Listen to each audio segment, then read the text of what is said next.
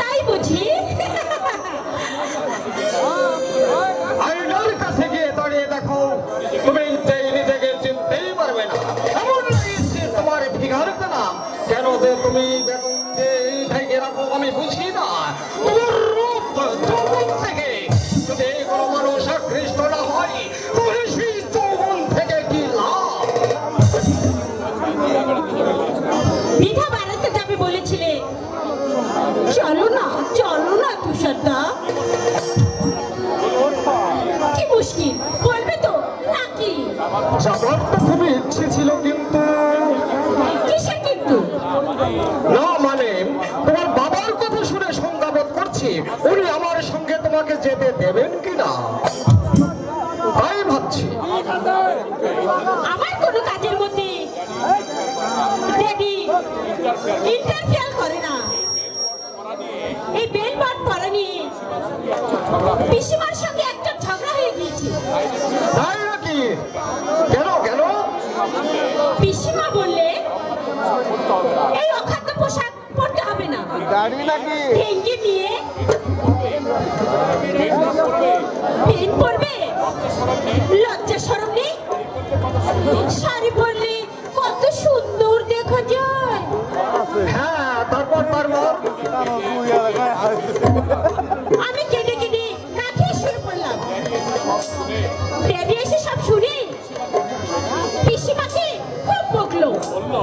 বললো আমার মেয়ে যদি উচ্ছন্নে যায় তাতে তোর কি? তুই বলবি কেন? হ্যাঁ, তোমার পিসিমা হচ্ছে কনজারভেটিভ, আই মিন প্রাচীন পন্থী। ঠিক বলেছো। মান্ধাতা আমলের এই বাস্তবতা নীতিবাচ্য সম্মান বলে দুদিন পরে শ্বশুর বাড়ি যাবি, একটু খ্রিস্টাতে স্বাধীনতা সে। তোমার বিয়ে ঠিক হয়ে গেছে নাকি? কেন তুমি জানো না? কবে আমার বিয়ে ঠিক হয়েছে? না তো, কোথায় ঠিক হলো? এই কাছাকাছি হবে। কাছাকাছি বলতে আমাদের এই শহরের মধ্যে? হ্যাঁ, শহরের মধ্যে তো নিশ্চয়। ছেলেটিকে আমি চিনি না। চিনবে কেন? কে বলো তো? তুমি শেলি। হ্যাঁ তুষারদা, বিয়ে যদি করতে হয় তোমাকে ছাড়া আমি কাউকে বিয়ে করব না।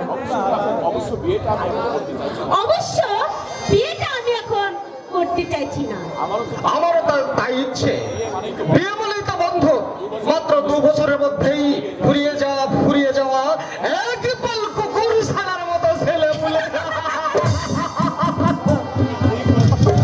তুমি ঠিক বলেছো তুষারদা, বিয়ে মানেই ছেলে মেয়ে, মানেই নরক কুঞ্জান।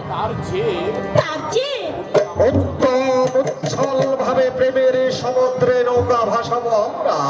কোনো বাধা নয়, কোনো বন্ধন নয়, মুক্ত বিহঙ্গের মতো প্রেমের আকাশে উড়ে বেড়াবো আমরা। তুমি আর আমি, আমি আর তুমি। মুখে মুখে